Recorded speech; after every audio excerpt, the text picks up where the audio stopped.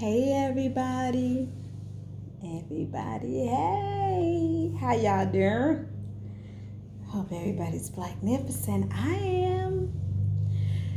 Okay, you guys, I came to you and I had a topic on my mind that I wanted to talk to you guys about, and guess what? I cannot remember for the life of me what I wanted to talk to you guys about.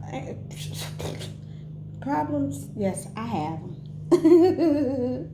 Happy Saturday. Wow, the week came and it went really fast. Really, really fast. Um,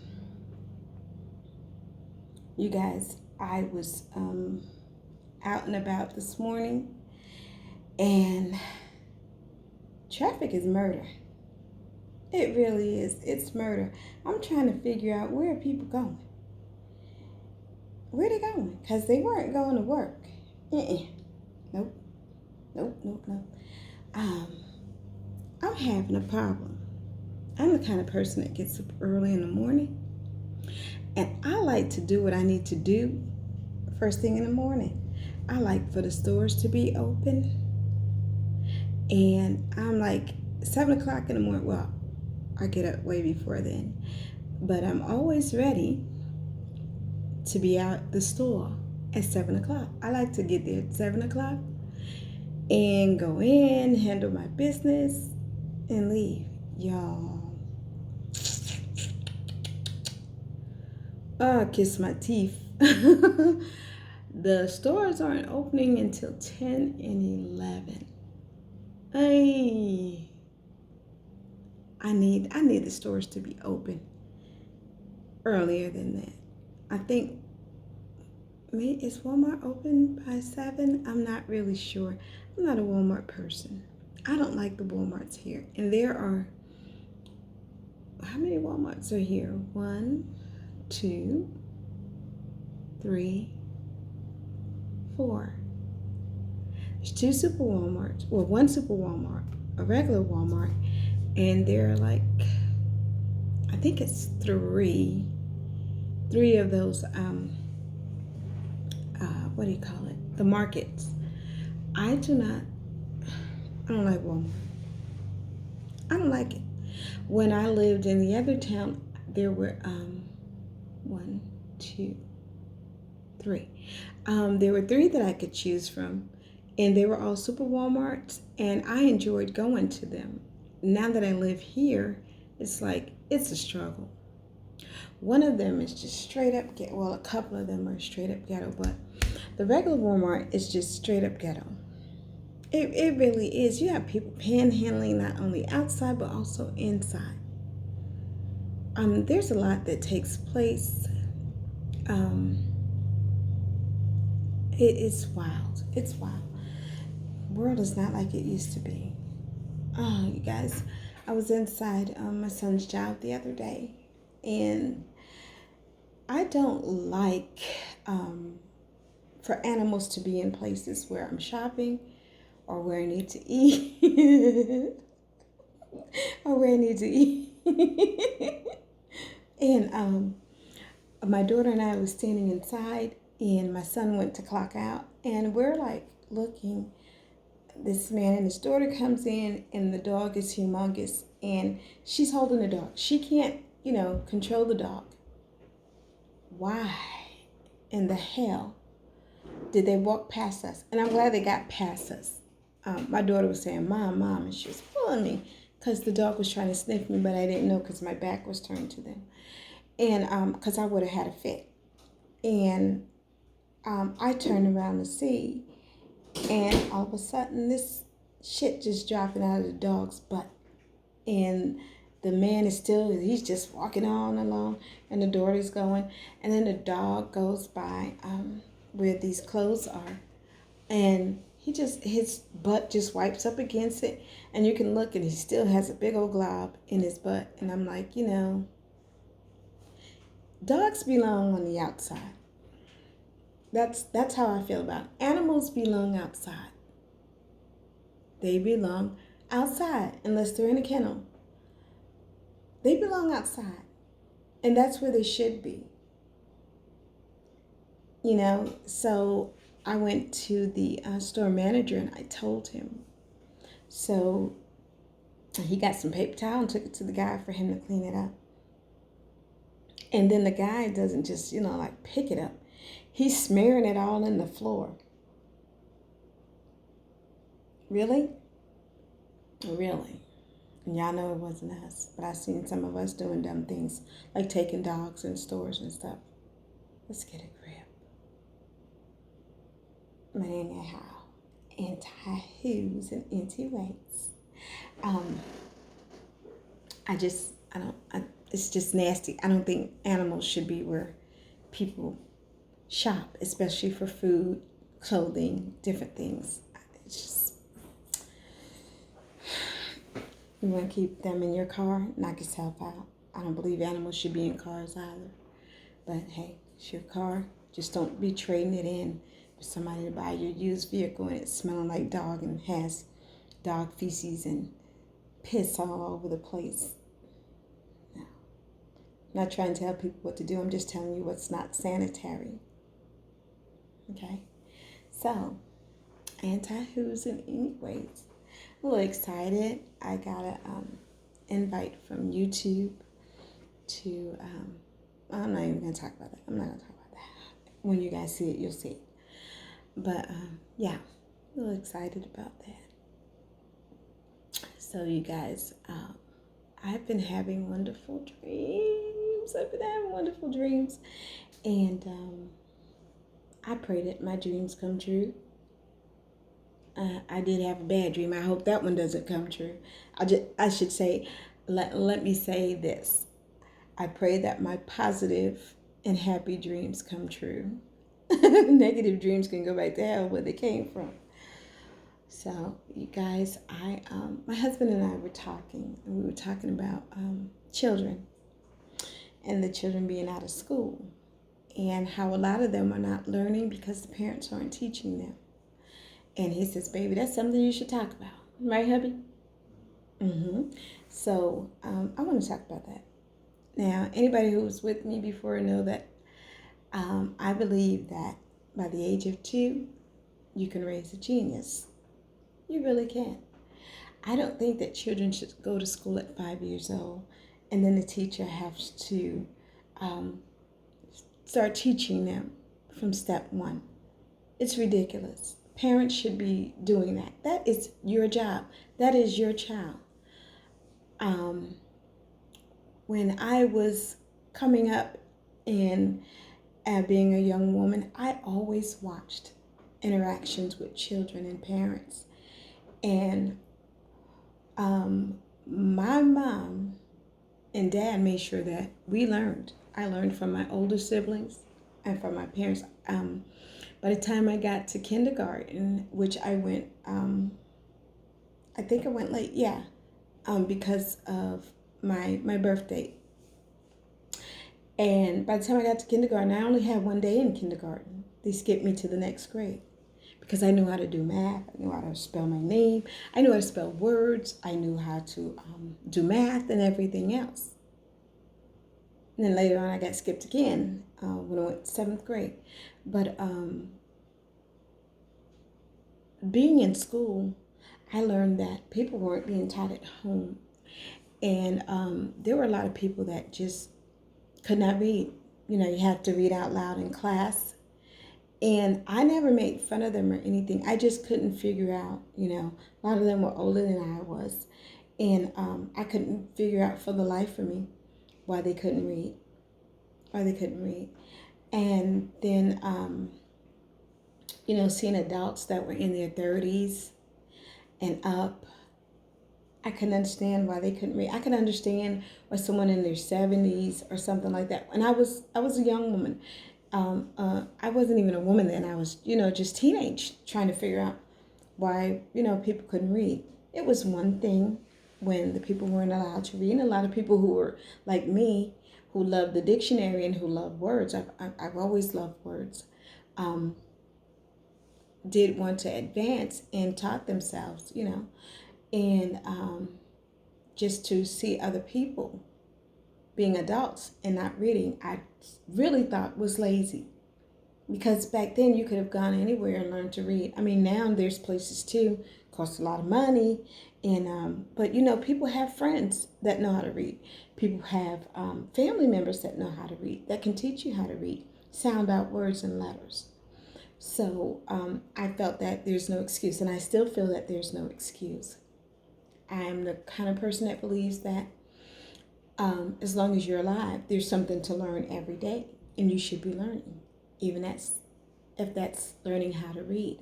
Um, it was something that was taught to us that we needed. We really needed to learn how to read, how to do math, how to comprehend. And when I had children, because I had been around my mother-in-law, and my mother-in-law, she was the kind of person that would always read the newspaper, and she read it religiously, and so did my godmother. And my mother-in-law would say that, she pushed for reading. She pushed for reading. And so I kept that with me. And that was long before I had children. So when I had my children, I felt that they were home with me, even though I worked nights. I was home in the days. And we had a playroom for the children. And I had little seats with little tables.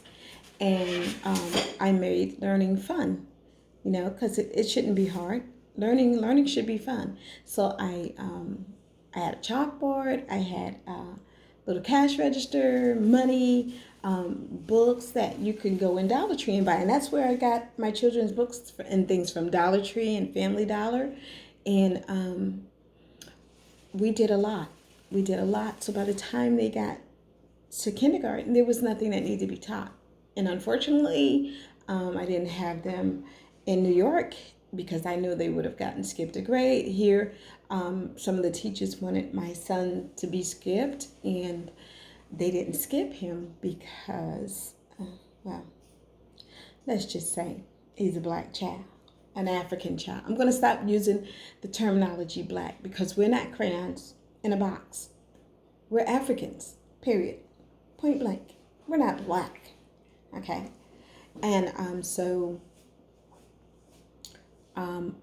I pushed my children. I learned that when my son started talking, he was saying things like crane go down the crack. And I was teaching him, and I wasn't, a professional to teach him. So the minute he got to school, the first thing I did was sought out someone who could help him with speech therapy. And I was there. I wanted to know what my child was learning and how I could help him at home. You don't just send them to school and expect a teacher to do everything. You help your child, So, but with everything else, he was advanced. All of my children were. And my second child came along and he needed speech therapy also. But my daughter came along and she didn't need it. But I still, wanted her to go to the speech therapist to make sure that I wasn't missing anything, And what I couldn't teach them, we went to tutors. So I don't feel that any parent should just, sit back and not teach their child. And even as they advance and they get older, you should still have conversations with them and encourage more reading, more learning. Like I said, I taught them at home, and our field trips out were to discover things. And we spent many days at the library. Books, book reports, the whole 9 yards, me and my children. And this was done during the summer, and that we did the library trips, and we went out to other places so that I could teach them things. And I didn't even realize it was homeschooling, But you have to teach your children. You can't wait for anybody else to teach your children. You have to teach them and make sure that they're learning the correct way. I don't know why hubby and I got on the topic this morning. It was just something that we were, talking about. I was doing my hair, and he was laying across the bed, and we were just talking, and the subject just came up, and I'm grateful. Not to say that I'm better than anybody else, but I'm just grateful to have the mindset and to have been around other people and to watch what they did with their children. There were people who didn't teach their children anything. And then there was people who abused their children because they could not teach them in the appropriate way. They didn't have the understanding. And they would abuse their children to get them to learn. You don't abuse a child to get them to learn. You find out, by talking with them, by teaching them things, by playing games where they're weak at, and you can build from there, But encourage your child to read. Get your child books. I mean, they don't cost much. You can go to Dollar Tree, you can go to Big Lot, you can go to Family Dollar, Walmart. I don't think Walmart has a selection like they used to have, but there's no excuse. You can go to the library and borrow books. We still go to the library, me and my children. I mean, we love to read. And me being a writer, of course, we're going to read, and I'm going to read constantly, all the time. So, and it may not be another author's books, but I'm going to read whatever I can pick up and read. And like I said, I love words. I play a lot of word games. I do a lot of crosswords. I do a lot of search and find. And I still like those little books. And I'm a grown woman. This is really funny. I still like those books where you fill in the vial. The vowel. And that helps. That really helps a child to learn how to read. And now they have those books with the pop-ups, and these books talk back to you and everything. And you would be amazed. My daughter had an issue, and we were trying to figure it out with her reading. We kept trying to figure it out. And we went to the schoolhouse, and we were trying to get them to help us. Do you know they wanted to put my child in special ed? And I was like, no, you're not putting my baby in special ed. I did not understand. It was my middle son that finally figured out, because we were all trying to help her. My middle son finally figured out what it was. It was the vowel sounds that she was having a problem with, because she could read. It was just that she was stumbling over the vowels. Once we sat down with her and started working on those vowels, she took off. You can't beat her spelling, you can't beat her reading or anything else. She just took off, and she loves science and math. All my children love science. They don't get it from me, they get it from their dad.